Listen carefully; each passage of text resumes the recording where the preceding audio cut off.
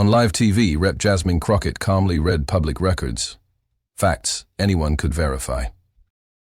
60 seconds later, Karoline Leavitt was off air, calling the cops. Why would a sitting political figure treat truth like a threat? And what happened next shook Washington to its core. Before we get to this explosive moment, tell us where you're watching from. And if you believe truth still matters, hit subscribe. We've got another jaw-dropping story coming tomorrow. The cameras were rolling, the studio lights blazing at full intensity, and the chyron beneath Karoline Leavitt's name read, Special Interview, Election Integrity and Leadership. Across the table sat Congresswoman Jasmine Crockett, her hands neatly folded over a slim folder stamped with a bold, black Leavitt's label. The audience at home thought they were about to witness another fiery back and forth, until Crockett began reading. Her voice was calm, deliberate, measured. The words weren't rumors or gossip. They were line items from official filings and sworn testimonies. Within moments, the temperature in the studio shifted. Leavitt's smile stiffened, her posture tightened, and she glanced toward an off-camera producer. Viewers could see the flicker of panic pass across her face. Then came the moment no one expected. Crockett read a single paragraph, just one, that linked Donald Trump's private business dealings to a controversial overseas transaction, naming dates and figures in precise detail. Gasps from the small in-studio audience rippled through the air. Leavitt slammed her pen on the desk and interrupted, her voice cracking as she accused Crockett of... Crockett didn't raise her tone. She simply slid the folder forward and said, "These are your ally's own disclosures, Karoline. If they're false, he can sue me." The room went silent, except for the faint hum of the air system. Leavitt's jaw clenched. Without another word, she ripped off her mic, stood, and stormed toward the side exit. Off camera, a staffer could be heard saying, "She's calling the police." Moments later, social media lit up with shaky cell phone footage of Leavitt outside the studio, phone pressed to her ear, telling officers she had been attacked, with lies on live television. Crockett remained seated, quietly gathering her papers. The host, visibly rattled, tried to cut to commercial, but the delay was too long. America had already seen enough. The clip would travel faster than anyone imagined, igniting a national conversation. What was so dangerous in those public records that it led to a 911 call? And what would happen when those documents were examined in full daylight? Karoline Leavitt's political rise was anything but subtle. From her early days as a combative communications aide in the Trump White House to her role as a firebrand spokesperson for conservative causes, she built a brand on confrontation. Her interviews weren't conversations. They were ambushes designed to corner opponents into soundbites that could be clipped, shared, and monetized. Her playbook was simple: seize control of the frame, press accusations without pause, and treat every question as an opportunity to attack. By leaning into a rapid-fire delivery and a polished on-camera demeanor, she made herself a fixture on partisan media. To her supporters, she was a fearless defender of conservative values. To her critics, her propagandists skilled at creating smoke where there was no fire. In television appearances, Leavitt often relied on two tools to maintain dominance: visual authority and emotional escalation. She positioned herself in studio lighting that softened her features while casting her opponents in sharper shadows. She sat forward in her chair, cutting off answers with interjections. She understood the power of controlling the clock, dragging out her own talking points while leaving her guests with seconds to respond. But this control was fragile. Off-screen, when pressed with unexpected evidence, her composure faltered. The same speed that gave her an advantage also became a liability. Racing to answer left her vulnerable to verbal traps she couldn't see coming. In smaller circles, colleagues admitted that Leavitt's greatest fear wasn't losing an argument. It was losing control of the narrative in real time. This fear shaped her preparation. Before major appearances, she rehearsed escape hatches, statements that could derail a tough line of questioning by shifting topics or introducing unrelated but incendiary claims. The goal wasn't to win on facts, but to win on optics. On the night of the televised exchange with Jasmine Crockett, Leavitt believed she had the upper hand. She'd been briefed to expect policy critiques, not personal revelations about Trump's history. She walked into the studio confident, certain she could turn any criticism into a counterattack. What she didn't anticipate was facing an opponent who had done her homework so thoroughly that every pivot point she'd prepared would be neutralized before she could use it. The result was a political operator suddenly stripped of her most reliable weapons, forced to respond not to spin, but to documented fact. And in Leavitt's world, that was the most dangerous battlefield of all. Jasmine Crockett entered politics with the instincts of a trial lawyer and the discipline of someone who has spent years turning complex facts into clear, inescapable arguments. Before she was a member of Congress, she was a public defender and civil rights litigator, used to facing judges and juries who didn't start out on her side. She learned early that credibility was her most powerful currency, and she guarded it fiercely. Her approach to preparation was almost forensic. She didn't simply gather information, she dissected it. Every date, figure, and source was cross-verified against public records. If a claim couldn't survive 3 separate fact checks, it didn't make it into her notes. She wasn't in the business of speculation. She was in the business of proof. In the weeks leading up to the televised interview with Karoline Leavitt, Crockett's office operated like a legal war room. Staff combed through financial disclosures, court documents, and archived statements. They built timelines, flagged inconsistencies, and prepared a binder of exhibits that could be introduced in real time.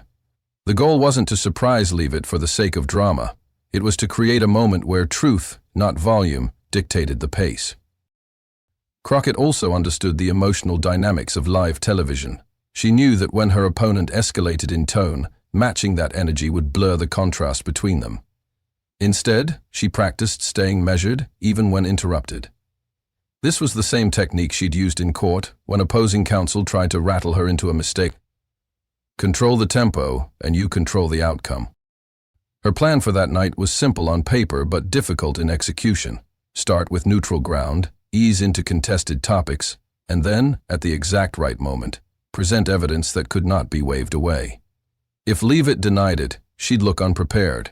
If she attacked, she'd risk seeming defensive. If she stayed silent, the weight of the moment would do the work for her. That final step, the timing, was everything. Crockett had studied past Leavitt appearances, noting how long she could be kept on the defensive before resorting to personal attacks. The record showed that once Leavitt lost her rhythm, she rarely recovered. By the time the cameras rolled, Crockett had one goal in mind: to demonstrate that political debate didn't have to be a theater of noise. It could be a forum for facts. And if those facts were uncomfortable for someone as politically entrenched as Karoline Leavitt, so be it. The studio felt like it had been built for confrontation. Overhead lights cutting sharp outlines across the desk. Cameras locked tight on every twitch of an eyebrow.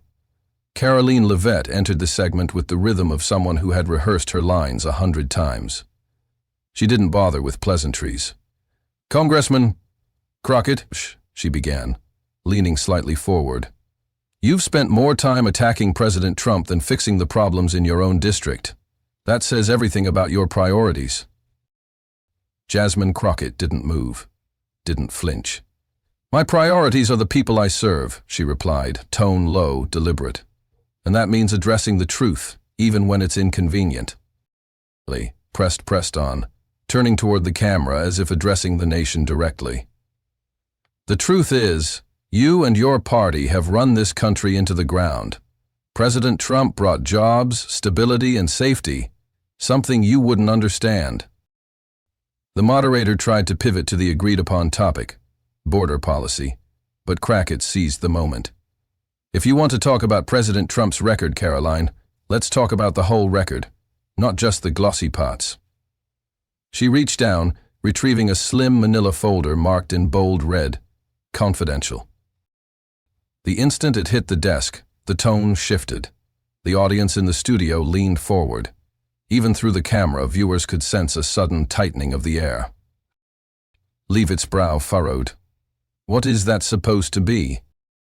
Crockett said evenly, "is a set of verified records, sourced from public documents, sworn testimony, and confirmed through multiple channels. And it contains information about Mr. Trump that, to my knowledge, has never been addressed on live television." Leavitt gave a dry laugh, though the edges of her expression hinted at unease. "More political theater," she said. "You Democrats can't win on policy, so you manufacture scandals." Crockett slid the folder toward the moderator, who opened it, glanced inside, and raised his eyebrows before placing it between them. "No one manufactured this," Crockett replied. "If you think it's false, say so for the record right now." Leavitt tapped her pen against the desk, buying time. "I'm not dignifying a smear job with a response." "That's not an answer," Crockett said. "The people watching deserve an answer." The moderator's gaze darted between them, but neither woman broke eye contact. Crockett's voice stayed calm, almost steady enough to be disarming. Leavitt's, however, carried an edge that betrayed the fact that, for the first time that night, she might not be in control of the conversation.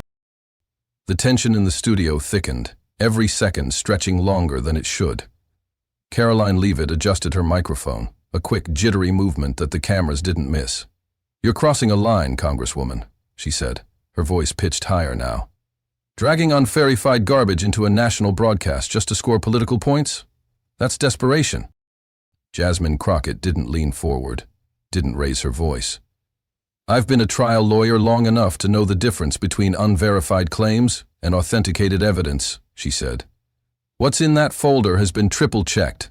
The question is, why you're afraid to address it." Leavitt tried to laugh it off, but her smile didn't reach her eyes. She turned toward the moderator. "This is exactly why people are fed up with Washington, because politicians like her will smear anyone to stay relevant." Crockett cut in before the moderator could respond. "Karoline, you called me irrelevant a moment ago. If that were true, you wouldn't be so determined to shut me down right now." The audience reacted with a low, collective murmur. It wasn't applause, but it was a sound that carried weight. Leavitt's jaw tightened. "You want to talk about shutting people down?" Leavitt shot back. "How about the way your party has censored speech, weaponized law enforcement, and destroyed trust in government?" Crockett nodded once, almost as if conceding the point, until she spoke. "Weaponizing law enforcement. Interesting phrase coming from someone who, according to public records, contacted the police over political criticism." The line landed like a slap. Leavitt's pen stopped tapping. The moderator blinked hard, clearly debating whether to intervene. "What are you implying?" Leavitt asked, her tone a mixture of indignation and caution. "I'm not implying anything," Crockett said. "I'm stating facts, and if you think they're false, you're welcome to deny them here and now, on the record." Silence. For a full 3 beats, Leavitt didn't speak. The cameras caught her shifting in her chair, adjusting her blazer, eyes darting toward the folder. "This isn't why I came here tonight," Leavitt finally said. "Then why are you here?" Crockett asked, calm as ever. "To defend the truth or to protect a narrative?"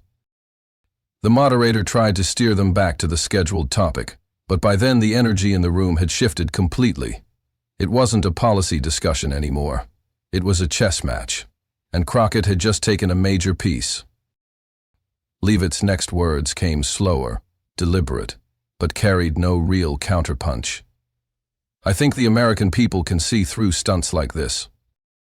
Crockett folded her hands, meeting her opponent's stare.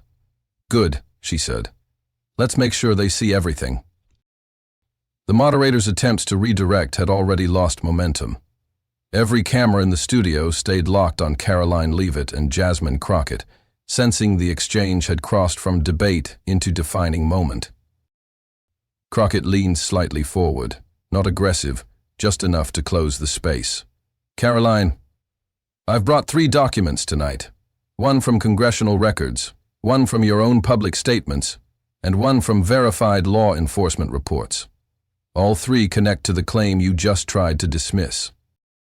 Leavitt's eyes narrowed. "You can wave papers around all you want, but that doesn't make them true." Crockett placed the first sheet on the table in clear view. "This is from the House Oversight Committee transcript, page 47, where you confirmed under oath that you had direct contact with campaign operatives during an active investigation."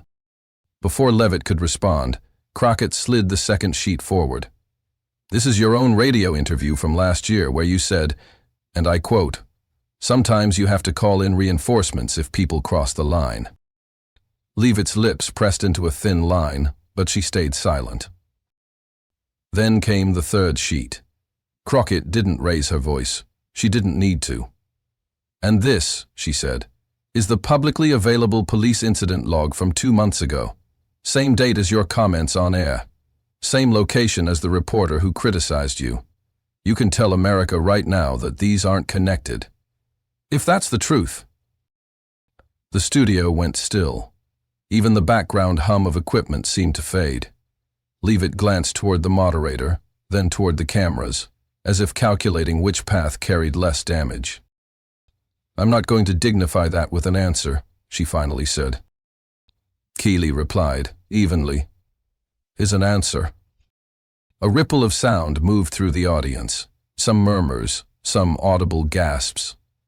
The moderator, sensing the magnitude, didn't interrupt again. Leavitt tried to recover. "This is exactly the kind of smear politics that's tearing the country apart." Crockett didn't look away. "What tears the country apart is when leaders think they're above answering for their actions. You asked for transparency. Here it is." For the first time all night, Leavitt's voice faltered when she spoke. "I think we're done here." Crockett leaned back, her expression calm but unyielding. "That's up to the American people." The segment clock ran out seconds later, but the damage was already baked in. Leavitt had walked into the studio projecting confidence and control. She left with her narrative fractured, her composure visibly shaken, and her silence frozen in high definition for millions to replay. The morning after the televised clash, the clip ecosystem ignites. Supercuts begin appearing on TikTok, YouTube Shorts, and Twitter within hours, all labeled with variations of calm versus panic. One edit freezes on Karoline Leavitt's face at the precise moment her hand hovers over the pen, a subtle tell of her agitation, while overlaying Crockett's. The visual contrast, one woman visibly rattled, the other calmly citing receipts, becomes the internet's shorthand for the exchange. Mainstream news outlets run both the sanitized network feed and the raw, unedited live stream. In the edited broadcast, much of the tense back and forth is trimmed, reducing the encounter to something procedural. But the unsanitized clip circulating online tells a different story. Crockett's composed delivery, Karoline's shifting posture, and the audible pen click that becomes, in meme form, the symbol of pressure breaking through. The split fueled suspicion. Viewers demand to know why certain angles and moments were cut from primetime. By mid-afternoon, a retired intelligence officer appears on CBS, offering an authoritative assessment. There was nothing remotely classified in what Congresswoman Crockett cited. These were public records, obtainable by anyone willing to look. His calm, measured statement undercuts the narrative that Karoline's call to police was about protecting sensitive material. Then comes the crack, from within the other camp. A sitting Republican congressman tweaks. "Police as political. Eraser? Bad prescient?" The remark, briefly and pointed, is retweeted tens of thousands of times, especially by independents and politically unaffiliated voters. What was once framed as a question of legality now pivots toward a question of motive. Why call the cops on public records? Cable producers scramble. The "Did she leak" frame loses oxygen as data visualization segments on independent outlets show exactly where the viral moment is hitting hardest. Suburban counties, swing districts, and young adult demographics that normally tune out congressional hearings. One infographic making the rounds maps top shares by city. Denver, Philadelphia, Columbus, Phoenix, and Atlanta dominate. Comment sections are telling. Word clouds built from viewer posts on major news pages show the largest recurring terms: facts, public, read, calm, and police. The public isn't just reacting to the confrontation. They're responding to the idea that reading documented facts into the record might be seen as a punishable act. By prime time, every major network is carrying some form of the clip, even those who normally avoid amplifying moments unfavorable to their preferred political side. The framing varies, but the common denominator is the same image. Crockett steady at the microphone, Karoline leaning back, face tight. The visuals speak louder than the talking heads dissecting them.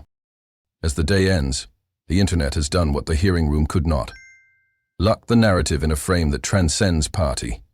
It's no longer just about whether Karoline was justified. It's about the optics of calling the police on a colleague for citing evidence in a public forum. That frame, once set, proves nearly impossible to dismantle. Karoline Leavitt's first formal statement drops just before the morning political shows go live. In carefully chosen words, she frames the confrontation as an intentional effort to mislead the American public using selective and incomplete information. Anchors read the quote in a flat tone, but the cable panels split along predictable lines. Some hosts nod in agreement, while others ice. The audience reaction, however, is less predictable. Online, skepticism bleeds through even from corners that normally defend her. Viewers are asking for proof of misleading rather than just the assertion. The vacuum is quickly filled by receipts. Independent journalist Amari Denson, known for deep-dive political explainers, publishes a 3,000-word tray on it, every source.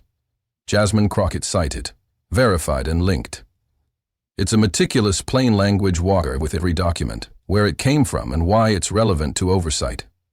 Teachers in high school civics classes seize on it as a perfect example of how congressional hearings are supposed to work. Within days, screenshots of Denson's article, highlighted and annotated, are floating around Instagram stories and student group chats.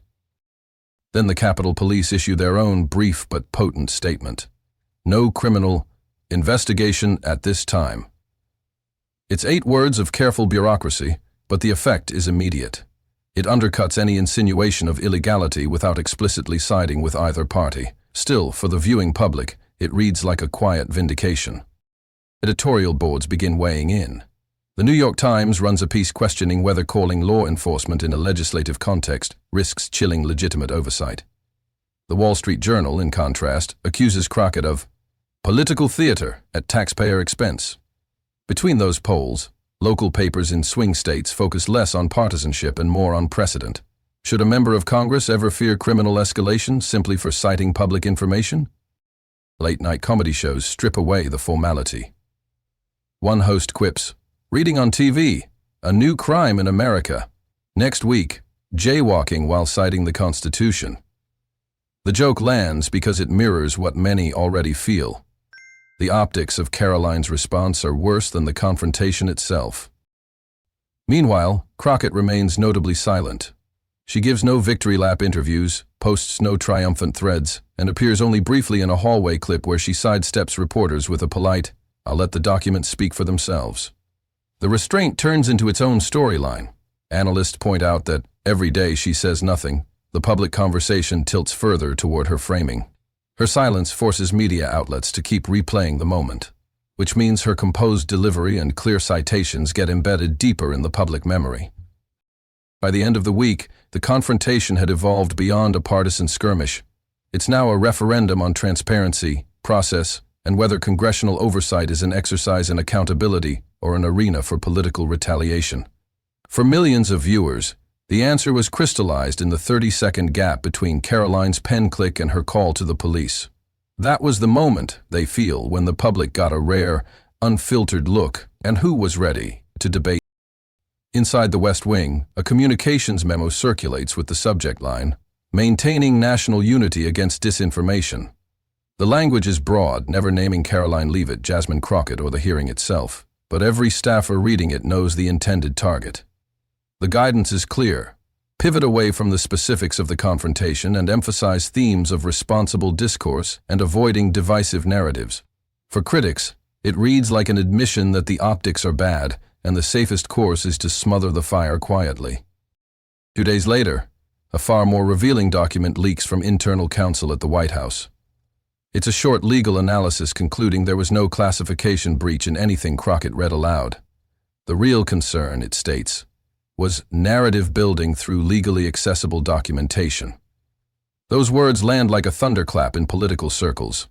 The implication is that the outrage wasn't about protecting secrets, it was about controlling the story.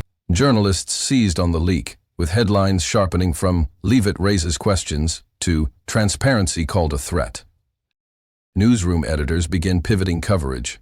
The narrative shifts from whether Crockett's actions were permissible to whether calling the police on a sitting congresswoman over public records represents a dangerous precedent.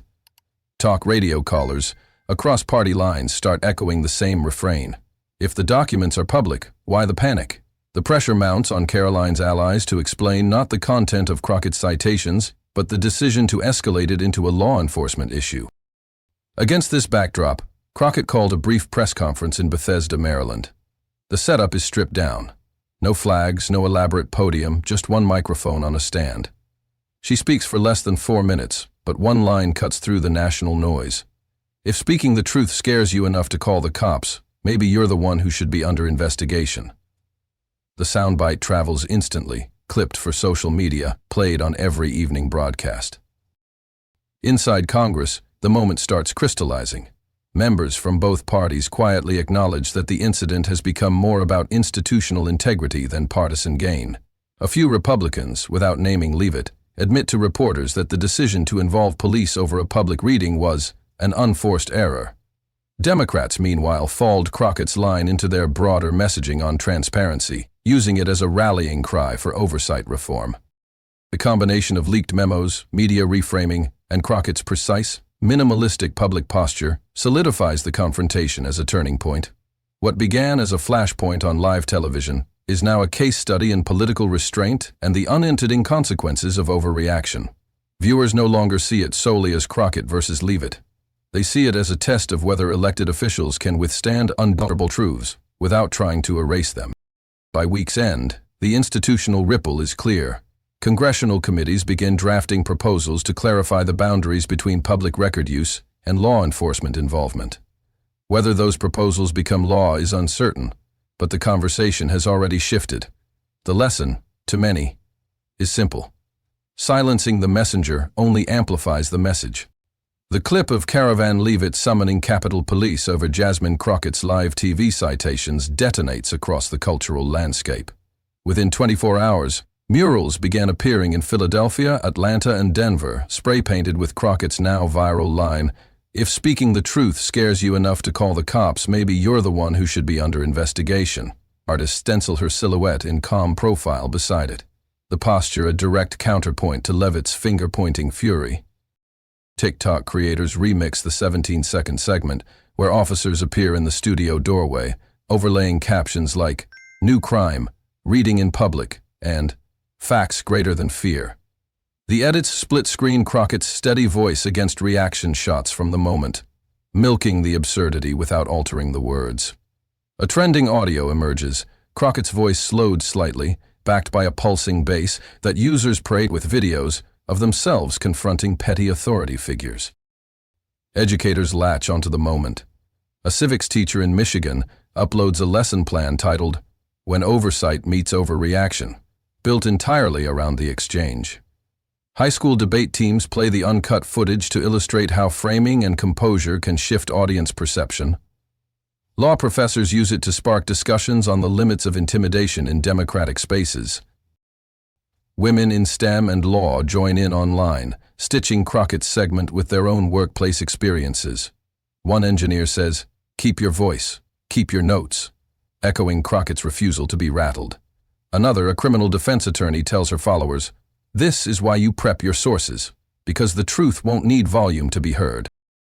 Meanwhile, the meme economy explodes. Graphic designers churn out "receipts over rage" tote bags and "rage versus Excel" coffee mugs, both referencing Crockett's neatly tabbed folder against Leavitt's escalating tone. Stickers reading, "Call the cops, I've got footnotes," appear on laptops, water bottles, and protest signs. On Instagram, a photo carousel of Crockett leaving the studio, Declan still in hand, expression unchanged, becomes an aspirational mood board for composure under fire. Influencers caption it with variations of "Be the calm in their storm." Even apolitical lifestyle accounts repost the image, crediting it as the kind of grace that changes a room. By the week's close, the confrontation is no longer confined to political discourse. It's in street art, classrooms, merchandise, and motivational posts. What began as a tactical attempt to shut down a moment has mutated into a cultural symbol of resilience, one that refuses to fade quietly. While the cultural wave builds, the political consequences land fast and heavy. Crockett's campaign website experiences a sudden surge in small-dollar donations, many with $6.30 attached. A nod to the 6 minutes between her final citation and Leavitt's call to security. Accompanying notes read, "For the facts," or simply, "Don't back down." The Oversight Committee convened a special closed-door session to review the incident. The Capitol Police's official statement, "No criminal investigation at this time," becomes a pivot point in the political narrative. Critics frame it as proof that the call was performative. Defenders argue it was a prudent precaution. Either way, the procedural machinery is now moving without Leavitt controlling its pace. In bipartisan communications circles, Crockett's performance becomes a case study. Training sessions for Hill staffers begin referencing the Crockett cadence, a pacing style that balances relentless factual delivery with strategic pauses to let an opponent's reaction fill the air. Media consultants urge clients to avoid creating the freeze frame, warning that an ill-timed escalation can overshadow any policy point. News producers, sensing a shift in viewer expectations, quietly update interview formats. Several Sunday shows experiment with on-screen source citations during heated exchanges, reducing the reliance on post-segment fact-checks. Podcast bookers retool their lineups, bringing in guests who can withstand point-by-point scrutiny without melting down. On the other side, Leavitt's team faces advertiser unease. A national insurance brand pauses its sponsorship of her podcast, citing a review of brand alignment. One of her regional radio affiliates replaces her drive time replay with a music block, a move insiders say was to cool things off. Even conservative media strategists admit the optics were damaging. A former GOP comms director tells Politico, "If you call the cops on an argument you're losing, you've already lost twice, once in the room and once in the replay." Within Congress, a few of Leavitt's colleagues privately urge her to let the story die rather than fuel it with more appearances. Crockett, by contrast, maintains near total silence, issuing only one short statement: policy, not theater. Her restraint feeds the perception that she's playing a longer game. By month's end, the legacy of the moment is set. Crockett's brand of evidence-driven defiance becomes a blueprint for challengers nationwide, while Leavitt's misstep stands as a cautionary tale. The industry takeaway is blunt. Audiences may forgive disagreement, but they won't forgive fear of the truth. The final wave of coverage had long since settled, but the moment was still echoing in civic spaces, college classrooms, and late-night conversations across the country. Jasmine Crockett stepped up to a modest podium in her district office. No banners, no crowd warm-up, just a single microphone and the press, waiting. She looked out over the small room and began, her tone steady but unmistakably resolute. "Every American deserves truth, no matter how powerful the person being asked, no matter how uncomfortable the answer might be." She let the sentence breathe. "And if asking for that truth brings the kind of backlash we saw last week, then we know exactly how important it is to keep asking." She didn't mention Karoline Leavitt by name. She didn't have to. The incident had already entered the public record and the cultural bloodstream. Instead, Crockett shifted to the larger stakes, the health of a democracy that depends on both transparency and courage. She spoke about the constitutional role of congressional oversight, about the rights of the public to see their representatives seek answers without fear of intimidation or interference. Then she turned directly toward the cameras.